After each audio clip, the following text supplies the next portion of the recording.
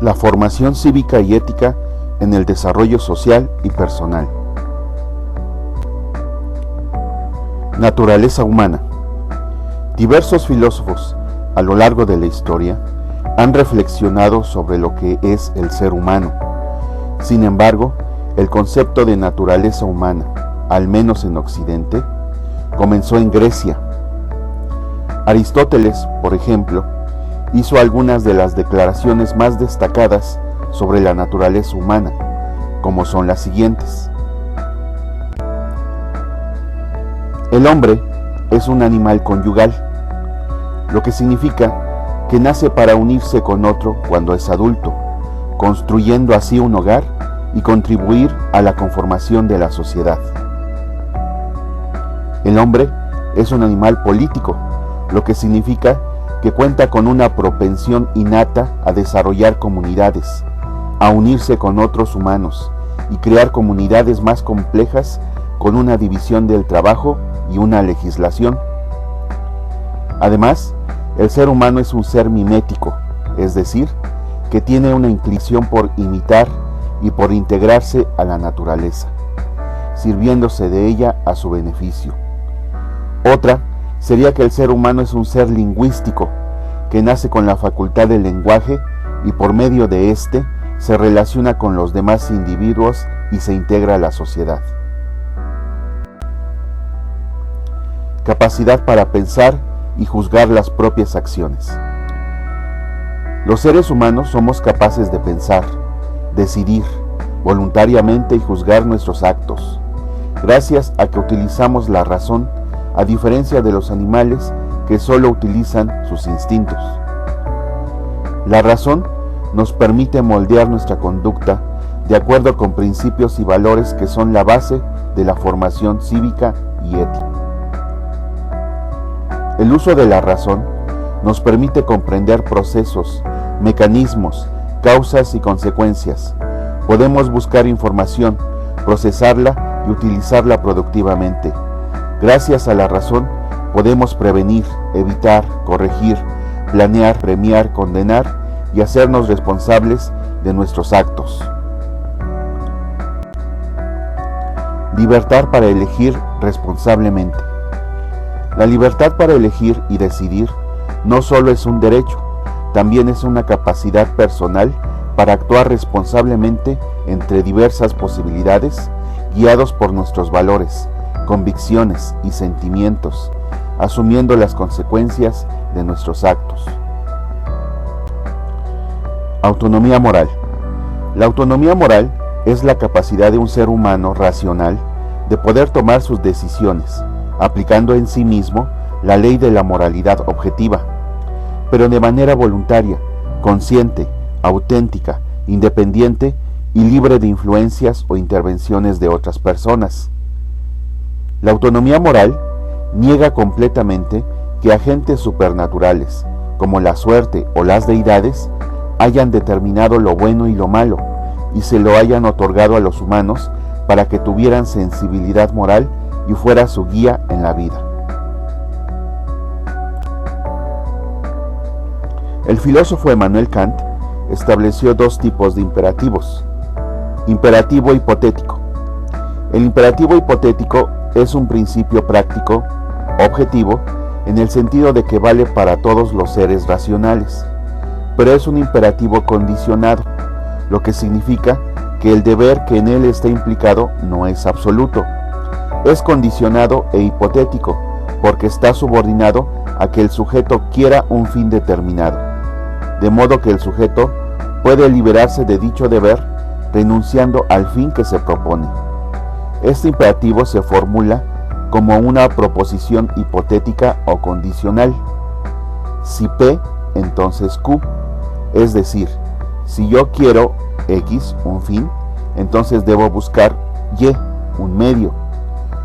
Por ejemplo, si yo quiero un coche, que es un fin, debo buscar un medio, que es en este caso ahorrar. Cuando el fin o deseo desaparece, también el medio desaparece o deja de tener sentido. Por su parte, el imperativo categórico es un concepto central en la ética kantiana y de toda la ética deontológica moderna posterior. Pretende ser un mandamiento autónomo y autosuficiente, capaz de regir el comportamiento humano en todas sus manifestaciones. Por ejemplo, matar, robar, defraudar son acciones que son incorrectas y por lo tanto no deben ser hechas, aunque quien por su crianza o decisiones no comparta estas ideas, lo considerará posible.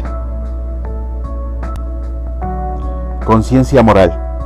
Es un proceso cognitivo de atención, reflexión y análisis de lo que pasa a nuestro alrededor, para preocuparnos por los problemas que afligen a las personas que comparten nuestro tiempo y espacio y tratar de alguna manera de remediarlos, con actitud cooperativa y desinteresada.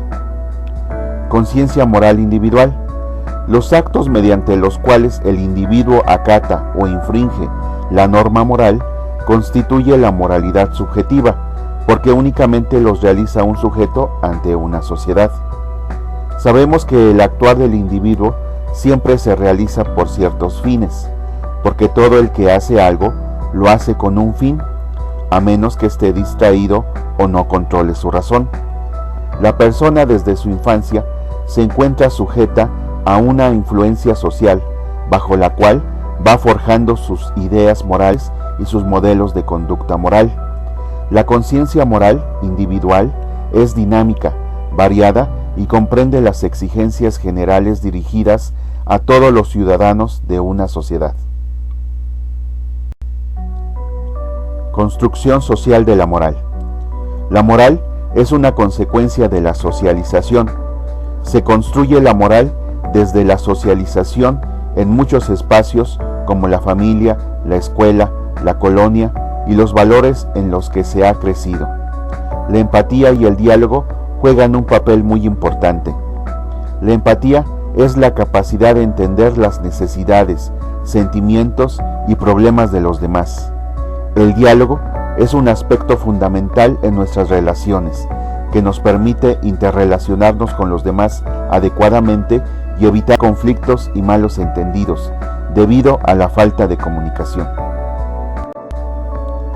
Reglas y normas. Una norma es un consenso colectivo, creado para regular el comportamiento de los individuos en una sociedad. Una regla es un lineamiento formal, de carácter social o jurídico, cuyo incumplimiento está penalizado moral o legalmente. Las normas, en general, pueden ser prescriptivas, cuando indican un comportamiento a seguir, y proscriptivas, cuando señalan qué comportamientos evitar. Las segundas tienden a ser menos flexibles que las primeras. También se puede hablar de normas formales e informales. Las formales son escritas y contemplan las consecuencias negativas que acarrea incumplirlas, mientras que las informales son compartidas y aceptadas de un modo tácito. A continuación, veremos algunos tipos de normas. Normas sociales. Surgieron de un modo espontáneo en la sociedad con el objetivo de mantener y promover la convivencia sobre la base del respeto mutuo y han llegado a ser obligatorias. Varían de cultura en cultura y su incumplimiento conlleva, por lo general, una sanción social, por ejemplo, la exclusión o la burla.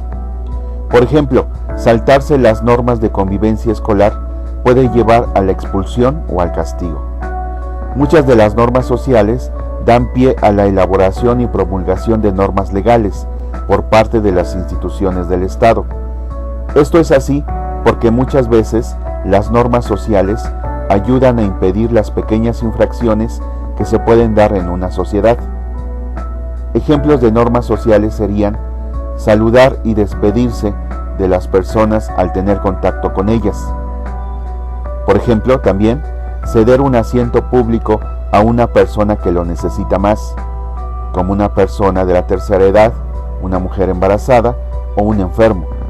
También la puntualidad sería un ejemplo de estas.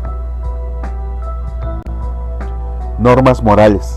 Se relacionan con la dimensión ética del ser humano. Se ciñen a convenciones sociales sobre lo que es correcto o incorrecto, especialmente en la relación con los otros y su dignidad de seres humanos.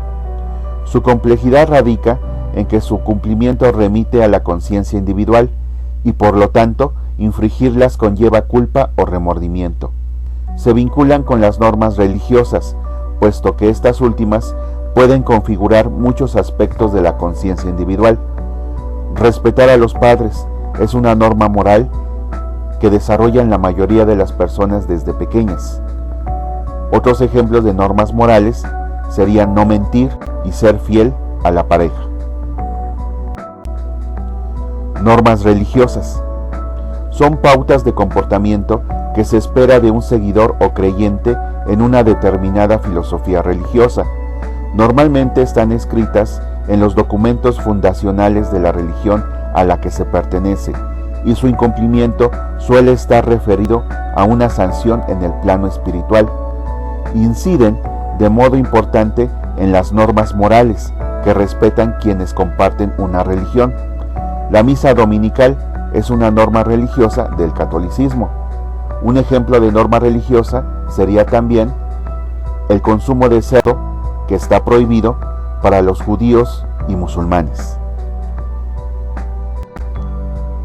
Normas de etiqueta y protocolo.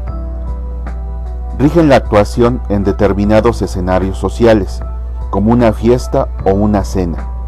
Por ejemplo, la forma de vestir y de sostener los utensilios de comer. Suelen ser observadas con mayor rigurosidad en grupos pertenecientes a un estrato socioeconómico alto. Por ejemplo, los participantes del torneo de tenis de Wimbledon deben utilizar vestimenta blanca por protocolo. Los asistentes, hombres, a la gala de los premios Oscar deben ir en smoking. Normas legales o jurídicas. Rigen el comportamiento civil y ciudadano de las personas.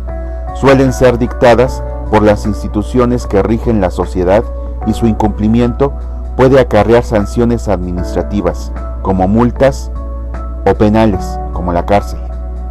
Deben estar escritas y son de cumplimiento obligatorio en el territorio al que se circunscriben, aun cuando el sujeto no las conozca.